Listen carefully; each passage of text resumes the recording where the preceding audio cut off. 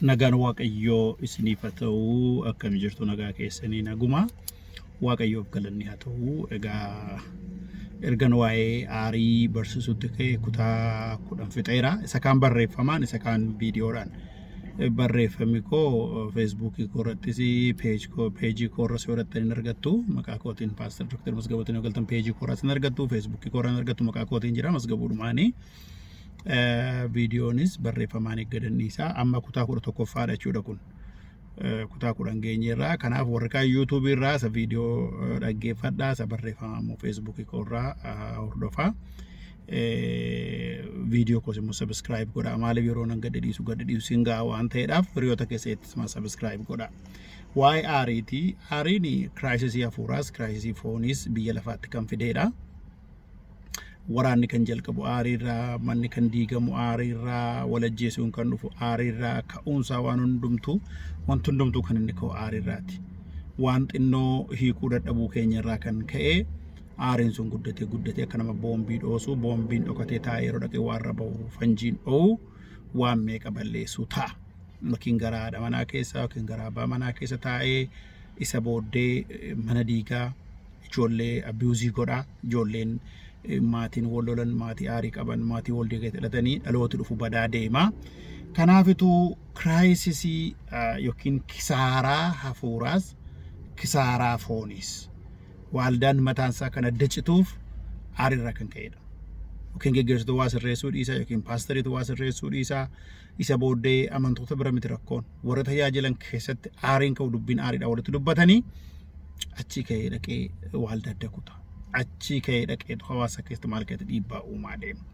Obsuu dadhabuurraa daqiiqaa yara baay'ee yoo baay'ate sekendii 90 sekendii 120 daqiiqaa 2 yoo baay'ate jechuudha. Olka'ee gadi bu'uunsaa hamma kana keessatti waan ta'eef iddoo hundumaatti nyaata namooti nyaatan irra ta'een beeknu amma yeroo kana addunyaan hundumtuu waama xinnoo isheetiin aaree maraata.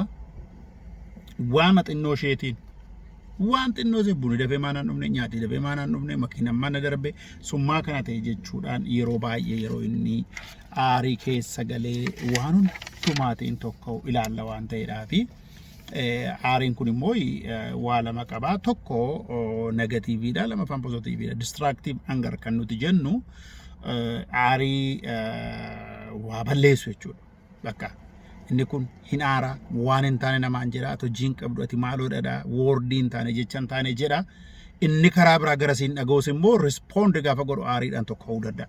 Wanti akshiniin nu godhu kuni maqaa waan hin taane waamuun, waan hin taane jechuun, iyyuun yookiin dhagaa darbachuu yookiin fuudhanii waa darbachuun warroota akkasii kuni distraactive anger, negative anger jenna.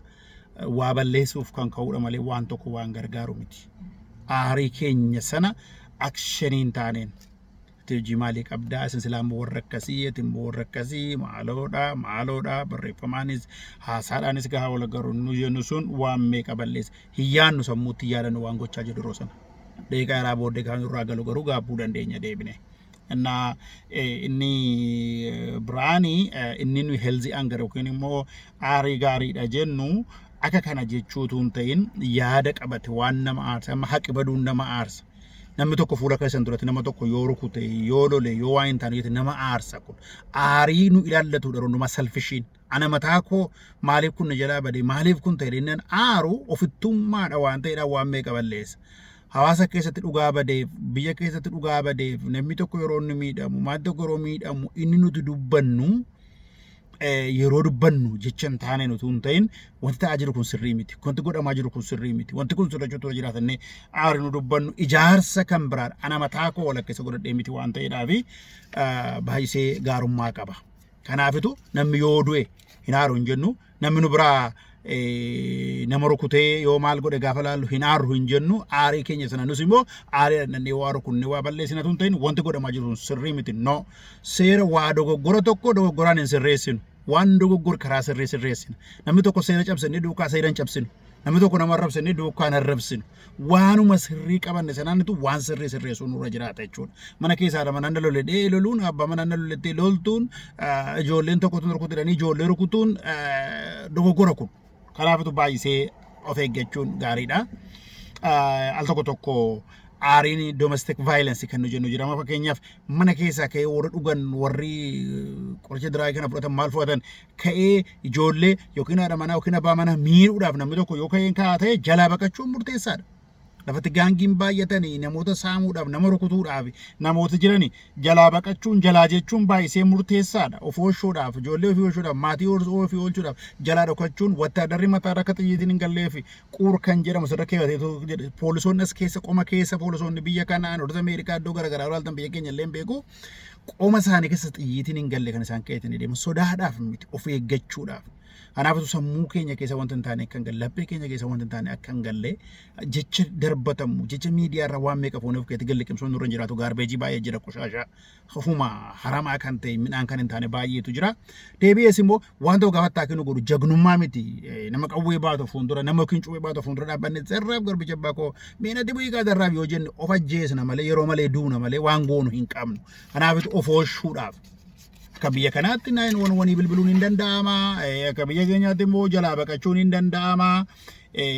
Maaliif inni sana godhu suni waan hin guunneeftu jira yookiin waa hatuudhaaf yookiin waa balleessuudhaaf yookiin cubbuu hojjechuudhaaf karaa kana waan fedha isaa guututu fakkaata. Garuu jireenya isaa mana dhaatti dabarsa yookiin du'uu danda'a. Isin galee al tokko namooti ijoollummaa dhaqee waan tokko namaa guutuu dhiisu keessa namaatti aarsa. Yeroo warri haati biddeenii abbiuzii nama gootu ijoollee biddeenii biratti guddisa yeroo hundumaa gadaantummaa itti dhaga'ama yookiin abbaan biddeenii nama miidhe yookiin immoo ollaan nama miidhe yookiin yeroo mana barumsaa ijoolleen gara malee abbiuz ga'ee nu reebanii maal godhaa deemanii gadaantummaan nutti dhaga'amu sun keessa taa'ee aarii fida waan nuun gunne tokkotu jira. Kanaaf namoota security barbaadu hundumtu iddoo nagaa qe'ee nagaa biyya nagaa naannoo nagaa jiraachuu barbaada. Safety barbaada, kabajamuu barbaada, fudhatamuu barbaada. Kuni survival region kun jiraachuudhaaf jedhee namni ka'ee biyyarratti jeequmsa kaasuu danda'a. Naannootti jeequmsa kaasuu danda'a. Yeroo kana poolisoonnis mootummaanis tokkichumaan utaalee maal abbaa kee ta'ee buun godhu. Biyya kanatti hin godhu. Biyya kanatti hin daa'umu suuta jedhee rakkoon isaa maal jedhee gara wargorsan itti geessee barumsa laatee maal godheeti kan inni godhu waan ta'eef akka biyya keenyaattis itti yaadaa kana mootummaan itti yaadu. Waama tokko maal abbaa keetiifitu nu ilaaltee maal abbaa keetiif kana goote jedhee xiyyi tokko sun poolisii wattaadararra hin jiraatu. Isa kana immoo isa wanaajaman godhu warra ajajaa ta'an warri mootummaa ta'an isa kana itiksii abarsiisan waa'ee kanaa abarsiisan hin barsiifna nuuf carranuuf alaatan namni calluma jedhee meeshaa baatee hindaa'amna warroonni meeshaa baatan baay'isanii barumsa waa'ee aarii anger management anger resolution waa'ee aarii akkamittiin akka hiikan aarii irraati loliisii kan ka'u aarii irraati waraanni kan ka'u aarii irraati jibbin taane kan ka'u jechi nuti jennu hindi gasi hin ijaarasi. Kanaafitu aarii deeqaa yaraatti akkuma kolfune dabarru aarii deeqaa yaraatti dhufee bommedhee tokka'ee waan meeqa nama deeqaa lamatti gan namarraa bu'urraa kan ka'e nama ofis ajjeesee namas ajjeesa. Kanaaf kun ta'uun irra hin jiraatu survival region namni immoo survive gochuudhaaf yoo danda'ee baqatee hin bahu ta'e innis tarkaanfii fudhataa jechuudha. Sinigalee lolliisuma fida nama ajjeesuu fida jibba fida abidda biddaan hin dhaamu abiddi bishaaniin maleessa. Waama taqaaraanii dhannee nama aareetti aarree miti. Nama jibbetti jibbinee miti. Nama jibbe obsinee fi garaa bal'annee jaalalaan itti dhiyaannee haala jiruun kan nuti gochaa deemnu waan ta'eedhaaf survival namni jiraachuu barbaada, nagaa barbaada, security barbaada, safety barbaada. Namni iddoon kun safety naa ta'eera hamma jedhutti nagaa biraa wati fiddan nagaa fudhachuu hin danda'u. Kanaafitu aizoon si miidhuu, si ajjeesuu, si balleessuu miti protect si gochuudhaaf mootummaan wataadari poolisiin kan inni jiraatu malee idduma argamutti intimideetii nama gochuu nama sodaachisuudhaaf miti. Kanaafitu aarii irraa bilisa habaanu wanti baay'ee waan guute miti. Biyya lafaa kana seefii hagoonume maaliifitu biyya lafaa kana jeequmsuma goone wal jibbisiifnaa biyya lafaa iddoo nagaa iddoo boqonnaa iddoo taara galbii hagoonume manuma keenya gannata goone irraa jalqabnu isarraa ollaa keenyatti hafuufnu isarraa immoo hawaasa keenya biyya mi'a yaadnu mi'a dammannu aariimaan dhalannee aariimaan loliisumaan ijoollee wajjin wal lolaa turreetuma wal lolluu fuunee mana keessaa wal lollee ijoollee keenya lollee biyya keessaa wal lollee kun si ooli malee dhugaadhumatti jireenya miti kun si ooliin jira namni keenya baay'een maqaa Yesuus Kiristoosiin Waaqayyo kana keessaa habaasu. Mee nagaa finnu nagaa hayaanu nagaa walitti dubbannu. Eenyuyyuu miidhamuun irra hin jiraatu eenyuyyuu abbuusii ta'uun irra hin jiraatu Waaqayyo gaafa uume bilisummaan haasofne bilisummaan jiraachuudhaaf garuu karaa aariitiin zarraafnatu si mo'aadhaanii waa ta'u gochuu hin dandeenyu wantoota dur yeroo waraana irratti bociniinti sidi galee kanaafitu karaa kana jireenya namaa mo'uu hin dandeenyu karaa humnaa humnaani gadi si qabaa humnaani si mo'aa humnaani seera isa kan jedhu dhaloota dhufu balleessaa deema malee waan ta'u gochuu hin danda'u. Jaalalaan obsaan waliin mari'achuudhaan wal moona.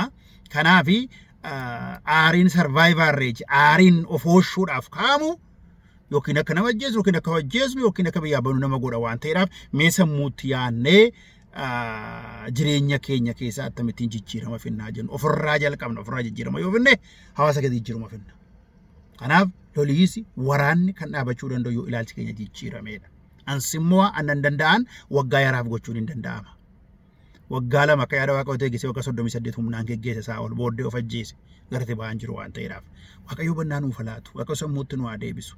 Karaa loliisaa karaa aarirra loliisi kaa loliisarraa waraanni kaa loliisarraa warra kutuun kaa gara sanatu hin deemin keessa bakkeen nuti darbatamu miti keessi keenya annan jijjiira annammoo humna sanaa kennu Waaqayyoon sanaa kennu Kiristoosiin yaada hundumaa nammoo sammuu koo laphee koonan eeggadha jabeessi laphee kee eeggadha waan ta'eef obsaaf amantiif abdiin guunnee of jijjiirru Waaqayyo sanaa eebbisu kun kutaa 11ffaadha kutaa 12ffaa biratti.